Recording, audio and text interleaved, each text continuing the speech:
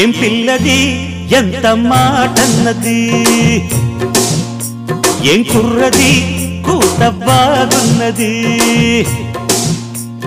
సిగ్గుల పురి చెక్కిలి తనకుంది అంది